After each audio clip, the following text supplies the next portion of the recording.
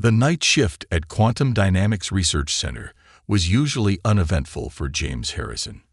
His routine consisted of hourly patrols, checking security feeds, and occasionally shooing away curious college students who ventured too close to the fence. Tonight felt different. James sat at his desk, coffee growing cold beside him, as he watched the monitors with unusual intensity. The instruments in Lab 7 had been acting strange all evening, registering energy spikes that made no sense. He'd called Dr. Morris about it, but she had dismissed his concerns, attributing it to a software glitch. But James knew better. 15 years in security had taught him to trust his instincts, and right now, every fiber of his being screamed that something was wrong. The air felt charged, like the moment before a lightning strike. At exactly midnight, the lights flickered. All screens went dark for 3 seconds before humming back to life. James grabbed his flashlight and headed toward Lab 7, his footsteps echoing through the empty corridors. The door to Lab 7 was ajar. It shouldn't have been. James drew his taser, the only weapon he was authorized to carry, and pushed the door open slowly. The lab looked normal at first glance. Rows of sophisticated equipment, computer terminals, and the massive quantum accelerator that dominated the center of the room. Then he saw her. She stood by the accelerator, her hand resting on its surface. She appeared human at first glance. Tall, slender, with flowing dark hair. But as James's flashlight beam caught her, he noticed the subtle differences. Her skin had a faint purple undertone, and what he had thought was hair moved like liquid silk, defying gravity. Her eyes, when they met his, were completely silver, with no pupils or iris. "Please," she said, her voice carrying an otherworldly resonance. "I mean no harm." James kept his taser raised. "Who are you? How did you get in here?" "My name is Nera," she replied, taking a careful step forward. "I am a researcher, like the ones who work in this facility. I came through what you would call a quantum tunnel. An accident, I assure you." James's finger tightened on the taser's trigger. "A researcher from where exactly?" "From Kepler 186F, though that's your designation for my home world. We call it Viridian." She gestured to the quantum accelerator. "Your species is close to a breakthrough in quantum mechanics. Too close, perhaps.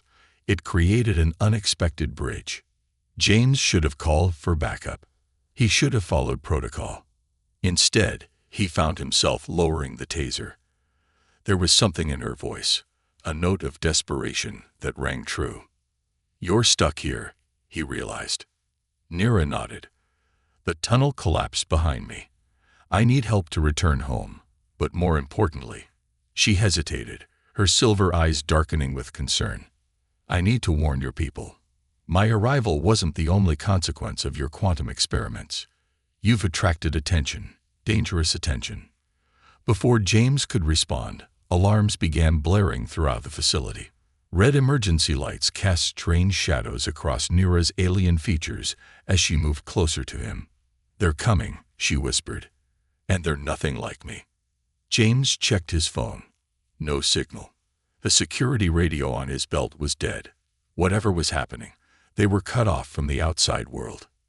"The security office," he said, making a quick decision. "It has independent power and communications. We need to get there now." As they hurried through the darkened corridors, James couldn't shake the feeling that his entire world had just shifted on its axis. He had so many questions, but one thing was clear. This night was far from over. They reached the security office just as the ground began to shake. Nera's liquid silk hair writhed with agitation as she looked at the monitors. "We don't have much time," she said urgently. "Your world isn't ready for what's coming. But perhaps together, we can stop it." James met her alien gaze and saw something familiar there. Fear, yes, but also determination. Whatever was coming, whatever she knew, they were in it together now. The lights flickered again, and somewhere in the distance, something roared. The security office monitors painted an unsettling picture. Dark shapes moved across the facility grounds, their forms seeming to shift and blur in the camera feeds. James counted at least 5 of them, each larger than a truck. "Shadow stalkers," Nira said, her silver eyes reflecting the screen's glow. "They're biomechanical hunters, created by the Dominion to track and eliminate potential threats." The Dominion. James watched as one of the creatures slithered past a camera, its surface rippling like oil on water. A collective of advanced species that believe themselves responsible for maintaining order in the galaxy. Nira's liquid silk hair coiled tightly against her head, a physical manifestation of her tension. They eliminate any civilization they deem potentially dangerous, usually before that civilization reaches quantum capability. James felt his throat go dry. "And we just hit their radar. Your quantum experiments created ripples in space-time that they couldn't ignore." Nira moved to the security console, her fingers dancing across the keyboard with surprising familiarity. "I was studying your facility when they detected the anomaly. I tried to reach you first, to warn you, but the quantum tunnel was unstable." The building shook again, more violently this time. On the monitors, James watched as one of the shadow stalkers ripped through the facility's outer fence like it was made of paper. "These hunters," James said, trying to keep his voice steady. "How do we stop them?" Nira's expression grew grim. "They're nearly indestructible by conventional means. The Dominion designed them to be perfect predators. But," she hesitated, her silver eyes meeting his, "there might be a way. The quantum accelerator that brought me here, it could be modified to create a localized temporal disruption. In English, please. We could trap them in a bubble of stop time, but it would require precise calibration, and we'd need to lure them all to the lab." She glanced at the monitors again. "We'd also need to overload the accelerator's core, which would destroy it. And any chance of me returning home." James processed this information, watching as another shadow stalker tore through the facility's main entrance. "You'd sacrifice your way home to save us.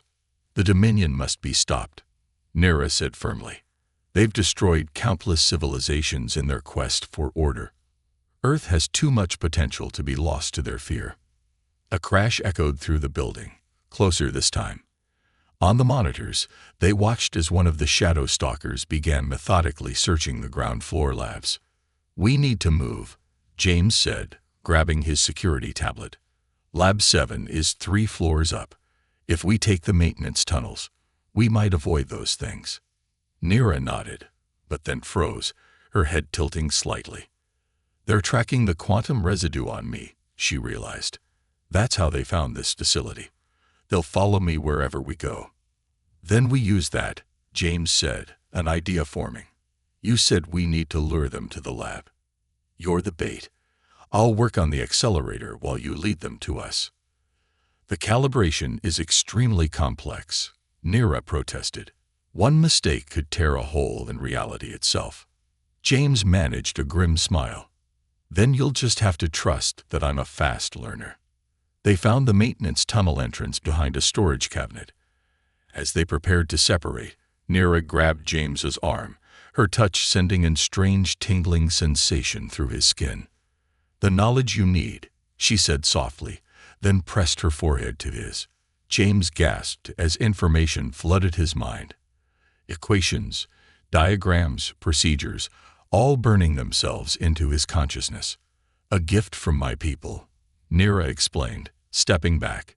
"Use it wisely." The building shook again, and roars echoed through the corridors. James checked his tablet. The shadow stalkers were converging on their position. "Go," he urged Nira. "I'll meet you in Lab 7. Try to keep those things busy for 10 minutes." As Nira disappeared down the corridor, her form seeming to shimmer in the emergency lights, James ducked into the maintenance tunnel. His mind raced with the new knowledge he had given him. Complex quantum theories mixing with his racing pulse. He had 10 minutes to save the world, and failure wasn't an option. The sound of rending metal and inhuman shrieks echoed through the facility as James climbed through the maintenance shafts. Somewhere above, Nira was playing a deadly game of cat and mouse with creatures engineered for killing. He just hoped she could stay ahead of them long enough. As he emerged near Lab 7, James heard Nira's voice in his head, clear as a bell. "They're coming. Be ready." The hunt was on, and the fate of Earth hung in the balance. Lab 7 felt different in the red glow of emergency lighting. James raced to the quantum accelerator, his fingers flying across the control panel with newfound expertise. The knowledge Nira had shared burned in his mind like a star, guiding his actions with supernatural precision. Deep thuds echoed through the building. The shadow stalkers were getting closer. James could hear Nira's footsteps in the corridors above, leading the hunters in a calculated dance. His hands trembled slightly as he removed the accelerator's safety protocols. "Warning. Critical safety measures disabled," the computer announced. "Quantum containment at risk." James ignored the warning, continuing his modifications. The equations in his head were clear. They needed a precise energy surge at exactly the right moment to create the temporal trap. Too early or too late, and they'd tear a hole in space-time itself. A crash from above made him jump. Through the ceiling vents, he heard Nira's voice. 2 minutes. They're all following." James worked faster, sweat dripping down his forehead. The accelerator's core began to glow with an intense blue light as he pushed it beyond its designed limits. Temperature warnings flashed across the screens. The door to Lab 7 burst open. Nira sprinted in, her liquid silk hair writhing wildly around her head. Now James. But he wasn't ready. The core needed another 30 seconds to reach critical mass. "Keep them out," he shouted. Nira slammed the door shut, pressing herself against it. The metal buckled as something massive hit it from the other side. Through the growing dents, James caught glimpses of writhing darkness. 20 seconds, he called out, watching the energy readings climb. The air in the lab crackled with potential, making his skin tingle. The door wouldn't hold. It peeled open like tin foil, revealing the nightmare beyond. The shadow stalkers were living darkness, their forms constantly shifting and flowing, with multiple red eyes gleaming from their amorphous bodies. They filled the doorway, their mass seeming to absorb the emergency lights. 10 seconds. James's fingers hovered over the final sequence. The core's glow had become nearly blinding. Nira dove away from the door as the hunters surged forward. Their bodies merged into a wave of living shadow, rushing toward the accelerator. James could feel their hunger, their single-minded drive to destroy. "Now!" Nira screamed. James slammed the activation sequence. The world seemed to hold its breath for a split second. Then the accelerator's core pulsed, releasing a wave of quantum energy that made reality itself shudder. The shadow stalkers froze mid-surge, caught in the temporal disruption. Their forms crystallized like dark ice, trapped in a moment of time that would never move forward. The effect spread outward from the accelerator, creating a sphere of absolute stillness that encompassed most of the lab. James had done it. He trapped them. But something was wrong. The accelerator's core wasn't stabilizing as it should. The blue glow had turned an angry red, and warning sirens blared from every console. "The containment field is failing," Nira said, her silver eyes wide with concern. "The temporal bubble is becoming unstable." James checked the readings and felt his heart sink. The trap wasn't just unstable, it was collapsing. In minutes, it would release not only the shadow stalkers, but also enough quantum energy to level the entire facility. "We need to evacuate," he said, already moving toward the door. But Nira didn't follow. She stood by the accelerator, her expression resolute. "No," she said softly. "I can stabilize it, but I'll have to merge with the core. My biology, it's compatible with quantum energy in ways yours isn't." James felt his chest tighten. "That would kill you. It would save your world." She smiled, a gentle expression that made her seem almost human. "The Dominion must be stopped, James. Earth must survive. My people, We'll find another way to reach you." Before he could protest, Nira moved to the accelerator's core. Her form began to glow, her liquid silk hair spreading out like a web of starlight. The red warning lights faded to purple, then blue. "Run," she whispered, her voice already becoming distant. "Tell your people what happened here. Prepare them. The Dominion won't stop with one failed attempt." James wanted to stay, to find another way, but the quantum readings were becoming critical. In moments, the lab would be flooded with lethal radiation. "Go." Nira's voice echoed in his mind, giving him the push he needed. He ran, tears streaming down his face as the lab filled with brilliant light behind him.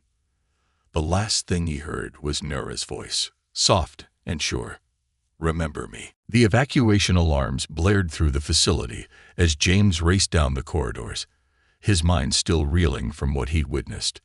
Behind him, Lab 7 pulsed with quantum energy, Nira's sacrifice containing both the shadow stalkers and the temporal explosion that threatened to tear reality apart.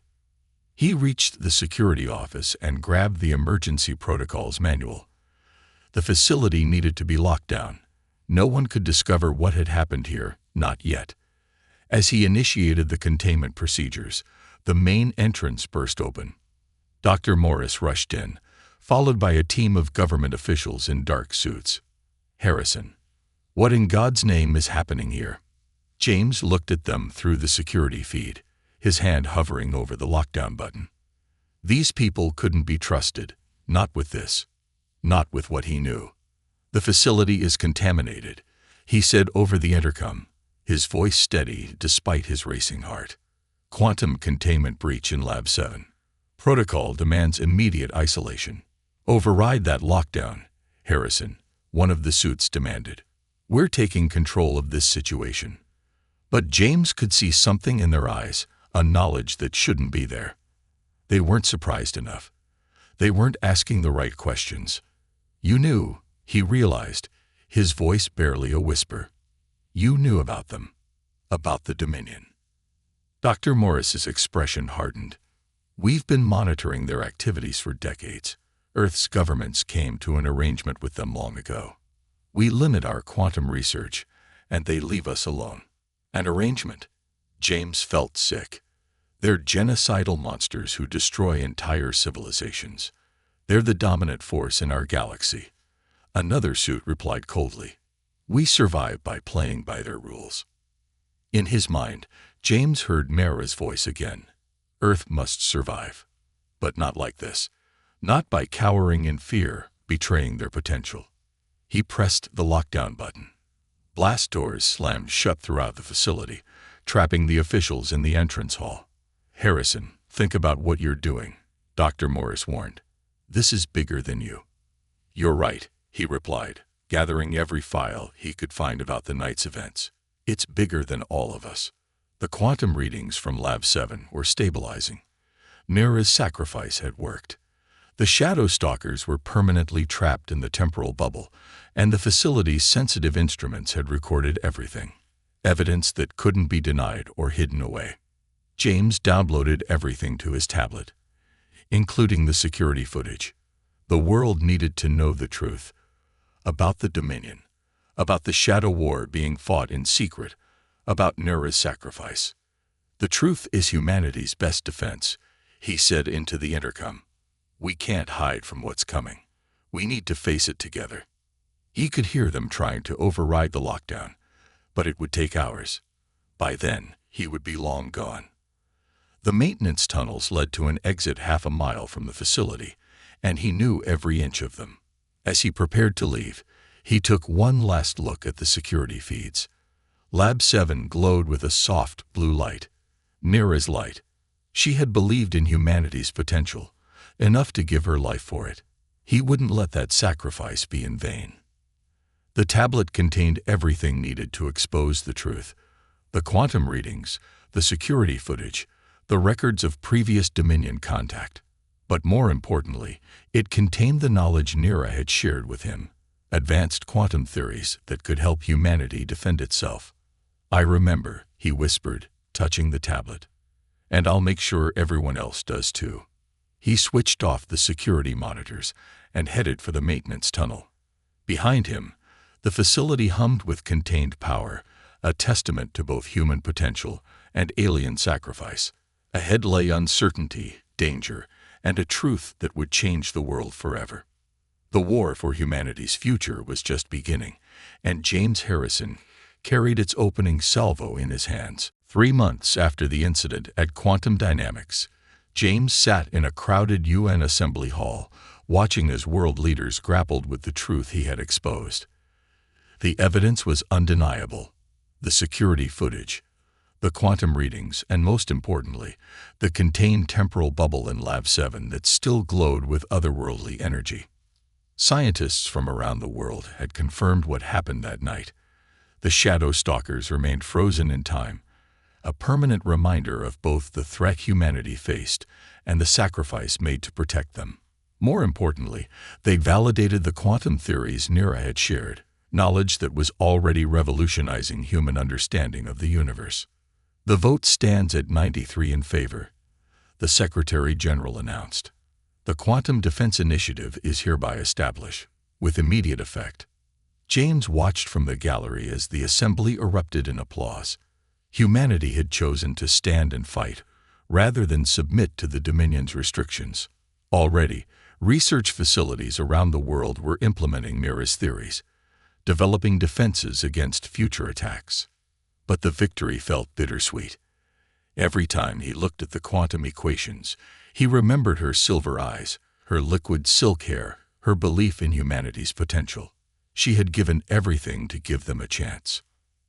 After the assembly, James walked through New York's busy streets, his mind drifting to the changes sweeping across the globe.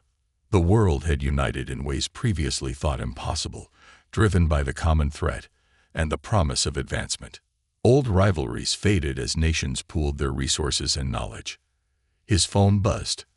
Another message from Dr. Morris. She had been one of the first to defect after the truth came out, providing crucial information about the shadow government that had kept humanity in the dark.